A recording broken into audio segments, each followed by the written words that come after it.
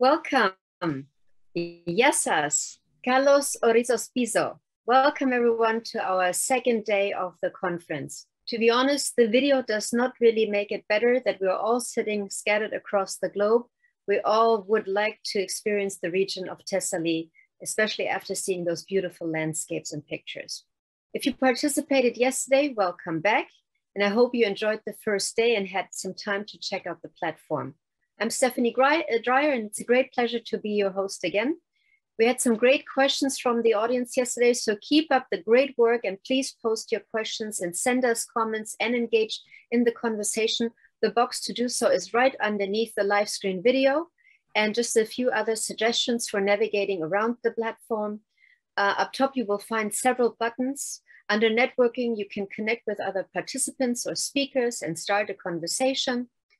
Exhibitors, partners, and sponsors you can find under that particular button. And during the breaks, I encourage you to visit our partners, sponsors, and exhibitors. Please have a look at what they have to offer. There are various options on how to get in touch with them via chat, exchanging business cards, or even video calls. So take the time to have a look. Regarding the presentations, they will be available for download after the conference on the Major Cities of Europe website, probably sometime next week, so please check in a few days. If you need any other assistance, under extras, you will find the help desk and the info kiosk with FAQs that answer most of your questions and give you also more detailed information about the platform. So please don't forget also to select your language. The conference language is in English, but there will be also an interpretation available in Greek. We had already a very productive and information-packed schedule yesterday, and there's more to come. I would like to introduce you now to your chair of the day, Martin Ferguson. He is the Director of Policy and Research at Soccerton and a former president of the organization.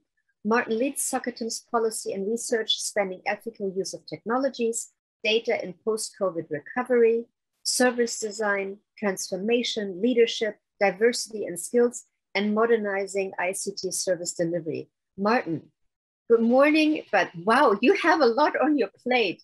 But that makes me perfectly capable of summarizing yesterday's event. What were your key takeaways? Well, good morning, everybody. It's great to be with you, and thank you, Steph, for that introduction. It's good morning from me from one Roman city, St. Albans, Verulamium, it was known as in Roman times. That's my home city where I'm speaking from now, to Larissa, another Roman city. And I want to extend my warmest greetings and thanks to all our friends in Larissa for all you've done to create this conference that's just so full of insights and brings us together from all across Europe. So greetings to all of you too, all our speakers and delegates. Now, as I say, St. Albans is my home city, and in Verulamium Museum, one of the treasures is an amazing Roman mosaic in the shape of a cockle shell. And yesterday we explored our own mosaic, providing a rich tapestry of themes to consider during the remainder of our conference. So Isabella Maida took us to Wonderland. Alice was asking which way to go. And Siri answered, well, it depends on where you want to get to. And I guess that's a dilemma that many of us face. Now, Professor Robin Hamilton gave us something of an answer, I think, in talking about the fact that the COVID-19 pandemic is only one of 4 crises that we are facing. And like London buses, they all come at once. Today, we'll be considering the environmental crisis that puts our planet and our lives in jeopardy. What role can digital, people, communities, organizations play? And how can they harness technologies and data in ways that are ethical, that achieve good long-term outcomes, that achieve fair and just impacts, and doing it in ways that are transparent and preserve human agency? So I'm going to be intrigued to see how yesterday's themes play out today as we explore the opportunities for impactful digital green transition. We heard yesterday also about the respective roles of placeless power and place-based power.